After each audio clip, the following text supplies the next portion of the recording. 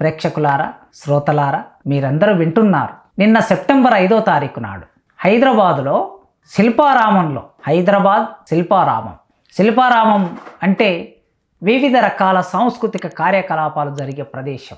ఆ సాంస్కృతిక కార్యకలాపాలు జరిగే ఆ ప్రదేశంలో రాష్ట్ర ప్రభుత్వం చాలా ఏర్పాట్లు చేసి కొన్ని లక్షల డబ్బు ఖర్చు పెట్టి ఉపాధ్యాయ దినోత్సవాన్ని జరిపింది.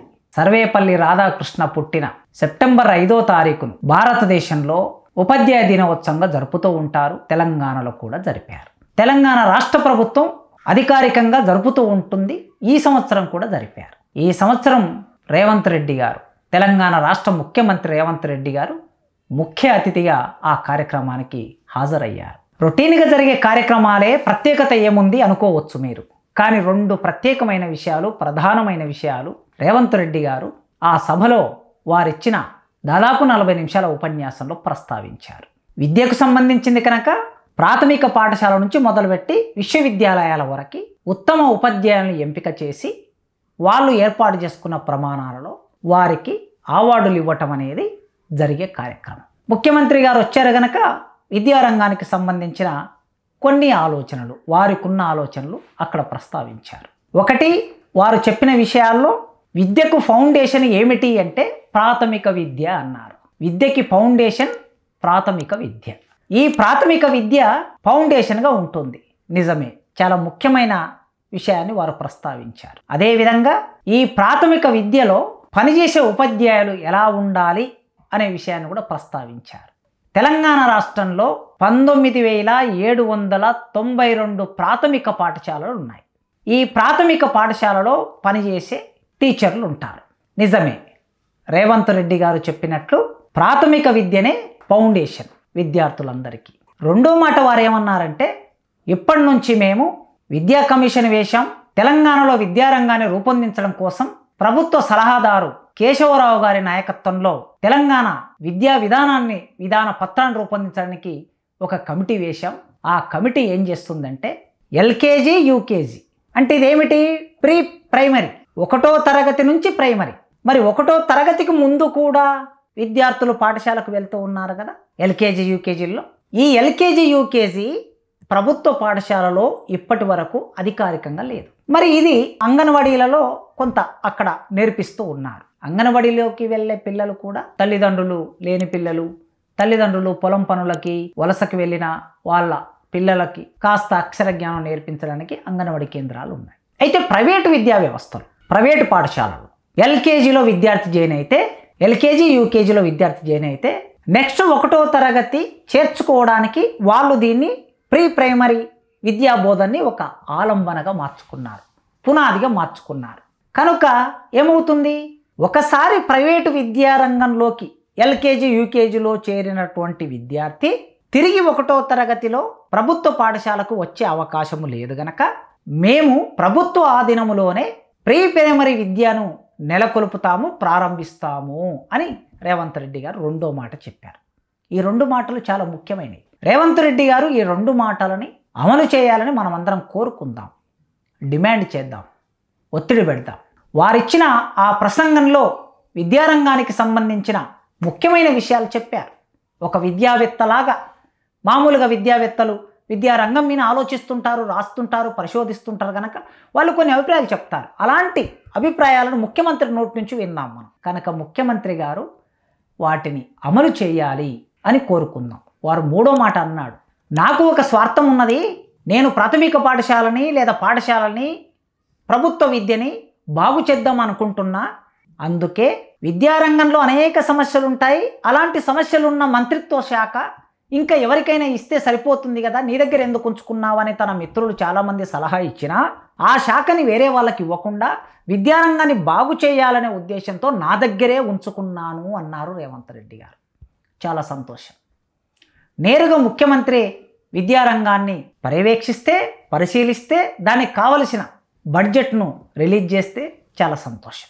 ఇన్ని విషయాలు మాట్లాడిన ఆయన మనం అసలు ప్రాథమిక విద్య ఫౌండేషన్ అని అన్నాడు కదా, ఎన్ని రోజుల నుంచో విద్యావేత్తలు ఈ విషయాన్ని చెబుతూ ఉన్నారు. మనం ఇప్పుడు బిల్డింగ్ నిర్మాణం చేసిన తర్వాత పై మెరుగులను చూస్తున్నాం, కానీ పునాది సరిగ్గా పడలేని పరిస్థితిని పరిశీలించటం లేదు. చాలా నివేదికలు ఏం చెప్తున్నాయి? 10వ తరగతి విద్యార్థి 5వ తరగతి టెక్స్ట్ బుక్ చదవలేకపోతున్నారు అని చెప్తున్నాయి నివేదికలు.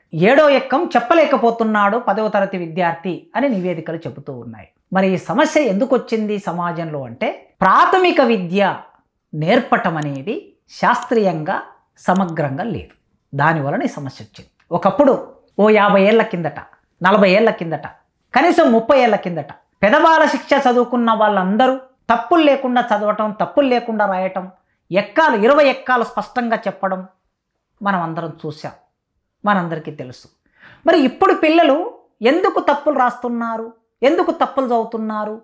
17వ ఎక్కం ఎందుకు చెప్పలేకపోతున్నారు? 13వ ఎక్కం ఎందుకు చెప్పలేకపోతున్నారు? 7వ ఎక్కం ఎందుకు చెప్పలేకపోతున్నారు? విద్యార్థులే కాదండి, నాకు కూడా 17వ ఎక్కం రాదండి. ఎందుకు రాదు? నేను 4వ తరగతి వరకు బడికి వెళ్ళి చదువుకోలేదు. వానకాలం చదువులు అంటారు కదా, అలా వానకాలం చదువులాగా చదువుకొని 5వ తరగతి నుంచి పాఠశాల ప్రారంభం చేసిన వాడిని. ఒక రకంగా 4వ తరగతిలో బడిలో చేరి 4వ తరగతిలో కూడా పొలం పనులు చేసుకుంటూ చదువుకొని తర్వాత 5వ తరగతి నుంచి రెగ్యులర్గా చదువుకున్న వాడిని. కనుక ఎక్కాలు ఎప్పుడు నేర్చుకోవాలో అప్పుడు నేర్చుకోకపోవటం మూలంగా ఆ పునాది సరిగ్గా పడలేదు. అందుకే ఈ సమస్య చాలా మందికి ఉండొచ్చు, ఇప్పటి విద్యార్థులకి చాలా ఎక్కువగా ఉన్నది. అందుకే ప్రాథమిక విద్య సరిగ్గా అక్షరాలు నేర్పించే దగ్గర మొదలు కావాలి. చాలా అభివృద్ధి చెందామని చెప్పి రకరకాల పరికరాలు వచ్చాయి అక్షరాలు నేర్చుకోవడానికి. ఒకప్పుడు పలకమీన ఆ అని పెట్టి, ఆ ఆ అని పెట్టి దాన్ని చాక్ పీస్ తీసుకొని బలపం తీసుకొని దిద్ది అక్షరాన్ని గుండ్రంగా రాయటం నేర్చుకున్నాం. ఇప్పుడు అది పోయింది. పెన్సిల్ వచ్చింది, పెన్ వచ్చింది, డిజిటల్ వచ్చింది, అనేక అంశాలు వచ్చాయి. మరి ఇన్ని అంశాలు ముందుకు వచ్చినప్పుడు చదివే నైపుణ్యం కూడా పెరగాలి కదా. ఆ చదివే నైపుణ్యం పెరగకపోగా తగ్గిపోయింది. పరికరాలు వచ్చాయి, నైపుణ్యం పెరగలేదు. అంటే మళ్ళీ మనం ప్రారంభంలోకి వెళ్ళాలనే చూడాలి. ప్రాథమిక విద్యలో పనిచేస్తున్న ఉపాధ్యాయులు వీటికి పరిష్కారాలు చెప్పాలి. కనుక భాషలు బాల్యములో నేర్పించటం మూలంగా విద్యార్థికి సమగ్రమైన మానసిక వికాసం జరుగుతుంది. భాషలు నేర్పించటం వలన తప్పులు లేకుండా భాషని రాయటం, తప్పులు లేకుండా భాషని చదవటం రూపొందుతుంది. తర్వాత ఏం చేస్తాం? శాస్త్రాలు నేర్పిస్తాం. భాష వచ్చిన తర్వాత శాస్త్రాలు ఏ రూపంలో వ్యక్తమవుతాయి? భాష రూపంలో శాస్త్రాలు వ్యక్తమవుతాయి. గణిత శాస్త్రం, సామాన్య శాస్త్రం, సాంఘిక శాస్త్రం. స్పష్టమైన భాష వచ్చినప్పుడు వాటిని నేర్చుకోవటం రెండో దశలో జరుగుతుంది. కనుక ప్రాథమిక పాఠశాలలో భాషా పండితులని ఏర్పాటు చేయాలి.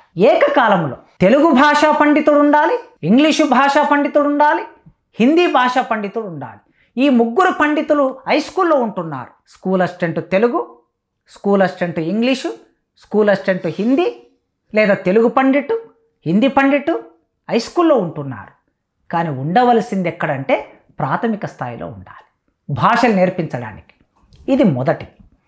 ఇక రెండవది, ఇప్పుడు అమలవుతున్న పద్ధతిలో ప్రాథమిక పాఠశాలలో 1 నుంచి 10 మంది విద్యార్థులున్న పాఠశాలలు ఉంటే ఒక టీచర్ అని, 11 మంది నుంచి 60 మంది విద్యార్థులున్న చోట 2 టీచర్లని ఇప్పుడు అమలవుతూ ఉన్నది. మల్టీ క్లాస్ టీచింగ్ అని అంటున్నారు దీన్ని. మల్టీ క్లాస్ టీచింగ్ అంటే ఏమిటి? 1వ తరగతి విద్యార్థుల్ని 2వ తరగతి విద్యార్థుల్ని ఒకే గదిలో కూర్చోబెట్టి పాఠం చెప్పడం, 3వ తరగతి విద్యార్థుల్ని 4వ తరగతి విద్యార్థుల్ని ఒకే గదిలో కూర్చొని పాఠం చెప్పడం. ఇదేం పద్ధతి అండి? ఇలా పాఠం చెప్తే బోధన ఎలా జరుగుతుంది? ఏ క్లాసు విద్యార్థికి ఏ క్లాస్ చెప్పాలి అంటే, ఒక క్లాసు చదివిన విద్యార్థికి మరో క్లాసు బోధించటం మూలంగా ఏ విద్యార్థికి ఏ పాఠం చెప్పాలనో ఆ పాఠం కాకుండా వేరే పాఠాలు వినే పరిస్థితి ఏర్పడుతుంది. ఇక మూడవది, తగిన క్లాస్ రూములు లేకపోవటం, తగిన టీచర్లు లేకపోవటం, తగిన క్లాస్ రూములు లేకపోవటం మూలంగా ఒకటే గదిలో మనం అప్పుడప్పుడు పేపర్లో చూస్తూ ఉంటాం. ఆ మూలకు 1వ తరగతి వాళ్ళు, ఈ మూలకు 2వ తరగతి, ఈ మూలకు 3వ తరగతి, ఆ మూలకు 4వ తరగతి, 4 తరగతులు ఒకే గదిలో బోధించే పాఠశాలల చిత్రాలని పేపర్లో టీవీలలో చూస్తూ ఉంటాం. ఎందుకు ఈ సమస్య ఉన్నది? ఇక టీచర్ల బోధనకు సంబంధించిన నైపుణ్యాన్ని కూడా ప్రాథమిక పాఠశాలలో మనం అభివృద్ధి చెందిన చాలా దేశాలని పరిశీలించి చూస్తే, అమెరికా లాంటి దేశాలు ప్రాథమిక స్థాయిలో పనిచేసే ఉపాధ్యాయులకి ఎక్కువ జీతాలు ఉంటాయి, గౌరవం ఉంటుంది, వాళ్ళ ఎంపిక విధానం కూడా శాస్త్రీయంగా జరుగుతుంది. మన దగ్గర ఈ పద్ధతులు ఏవి పాటించటం లేదు. అందుకే ప్రాథమిక పాఠశాలలే విద్యకు ఫౌండేషన్ అనుకున్నప్పుడు సరిపోయినంత మంది ప్రతి క్లాస్కి ఒక టీచర్ ఉండాలి. మరి ప్రైవేటు స్కూళ్ళకి వెళ్తే ఎల్కేజీ చెప్పేవాళ్ళు ఆ క్లాస్కి ఒక టీచర్, యూకేజీకి ఒక టీచర్, 1వ తరగతి ఒక టీచర్, 2వ తరగతి ఒక టీచర్, సబ్జెక్టు మారినప్పుడల్లా టీచర్ మారుతూ ఉంటాడు. మరి ఇక్కడెందుకు ఇలా ఉంది ప్రభుత్వంలో? అందుకే పాఠశాలకి పంపించడానికి తల్లిదండ్రులు వెనక ముందు ఎందుకు ఆడుతున్నారు అంటే ఇక్కడ టీచర్ల కొరత ఉంది గనక, పాఠాలు చెప్పే టీచర్లు సరిపోయినంత లేకపోవటం మూలంగా ప్రైవేటు వైపు మొగ్గు చూపుతూ ఉన్నారు. ప్రభుత్వం వెంటనే దృష్టి పెట్టవలసింది 5 తరగతులుంటే 1 నుంచి 5వ తరగతి వరకు 5 తరగతులుంటే 5 మంది టీచర్లు ఉండాలి. 1 నుంచి 7వ తరగతి ఉంటే 7 తరగతులకు 7 మంది టీచర్లు ఉండాలి. అంతేకాకుండా అక్కడ భాషని బోధించే వాళ్ళు, మ్యాథమెటిక్స్ ఏ సబ్జెక్ట్ అయితే ఆ సబ్జెక్టు బోధించే వాళ్ళు ఇక్కడి నుంచే మనకి ప్రారంభం కావాలి. అట్లా అయినప్పుడే సమగ్రమైన విద్యను మనం బోధించగలుగుతాం. అదేవిధంగా ఉద్యోగులు, ముఖ్యమంత్రి గారు ఒక మాట ప్రస్తావన చేశారు ఆ సభలో. ఏమన్నారంటే హెడ్ మాస్టరే ఊడ్చుకోవాలి, హెడ్ మాస్టరే తుడుచుకోవాలి, హెడ్ మాస్టరే బిల్ చేసుకోవాలి, హెడ్ మాస్టరే గంట కొట్టుకోవాలి, హెడ్ మాస్టరే బాత్రూములు శుభ్రం చేసుకోవాలనే పరిస్థితి ఉంది అన్నాడు. నిజమే. మరి వారు అన్నమాట ప్రకారం చూస్తే వారు ముఖ్యమంత్రి కదా, వారు అనుకుంటే నాకు తెలిసి తెలంగాణ రాష్ట్రంలో స్కూల్స్లలో ఒక 30,000 మంది నాన్ టీచింగ్ అవసరం. అటెండర్, స్వీపర్, కనీసం ఒక క్లర్క్, జూనియర్ అసిస్టెంట్ లేదా సీనియర్ అసిస్టెంట్, ప్రతి పాఠశాలకి 3 చొప్పున అవసరం ఉంది. ఈ 3ని నియమించకపోతే హెడ్ మాస్టరే ఈ అన్ని పనులు చేసుకునే పరిస్థితి ఏర్పడినప్పుడు హెడ్ మాస్టర్ పాఠం ఎప్పుడు చెప్తాడు? హెడ్ మాస్టర్ సమగ్రమైన వాళ్ళ వికాసాన్ని పెంపొందించడానికి కృషి ఎప్పుడు చేస్తాడు? దానికి తోడు ఇటీవలి కాలంలో ఎప్పటికప్పుడు ఆన్లైన్లో చాలా రకాల సమాచారాన్ని పంపించవలసిన ఒక అవసరం కూడా ఏర్పడింది. పరికరాలు పెరిగాయి, సాంకేతిక పరిజ్ఞానం పెరిగింది కనుక ఈ ఆన్లైన్లో సమాచారం పంపించడానికే హెడ్ మాస్టర్కి ఉదయం 9 గంటలకు పోతే మధ్యాహ్నం 12 గంటల వరకు అదే సమయం పడుతుంది. అంటే దీని అర్థం హెడ్ మాస్టర్గా ఉన్నవాళ్ళు పాఠాలు చెప్పే టైం ఉండట్లేదు. కనుక ఈ పనులన్నీ చేయడానికి నాన్ టీచింగ్ స్టాఫ్ను ఏర్పాటు చేసుకోవాలి. సరిపోయినన్ని తరగతి గదులు, వాష్రూములు, ఆ పాఠశాలకి కావలసిన కనీసం కొన్ని కంప్యూటర్లు, ఒక డిజిటల్ బోర్డు, ఇవన్నీ ఏర్పాటు చేసి నాణ్యమైన విద్యని బోధించినప్పుడే ప్రాథమిక పాఠశాలలే విద్యకు ఫౌండేషన్గా ఉంటాయి. విశ్వవిద్యాలయానికి వచ్చిన తర్వాత, డిగ్రీ కాలేజీకి వచ్చిన తర్వాత విద్యార్థులకి అక్షరాలు బోధించలేం కదా, జ్ఞానాన్ని విస్తృతంగా అందించాలి కదా. మరి విశ్వవిద్యాలయానికి వచ్చే విద్యార్థి స్పష్టంగా రాయటం, చదవటం వస్తేనే కదా ఇక్కడ నాలెడ్జ్ని ఇచ్చేది. అందుకే ఇప్పుడు పునాది కాస్త తడబడుతున్న ప్రాథమిక పాఠశాలల్ని ముఖ్యమంత్రి గారు పట్టించుకొని అక్కడ పునాది వేస్తే ఒక 10 సంవత్సరాలకి దాని ఫలితాన్ని చూస్తాం. మనం అద్భుతమైన ఫలితాన్ని చూస్తాం. అలాంటి ప్రయత్నాన్ని వెంటనే తెలంగాణ రాష్ట్ర ప్రభుత్వం ప్రారంభించాలి. ప్రారంభించడానికి కావలసిన ఒక ఒత్తిడిని ఉపాధ్యాయుల నుంచి రావాలి, పౌర సమాజం నుంచి రావాలి, మేధావుల నుంచి రావాలని కోరుకుంటున్నాను.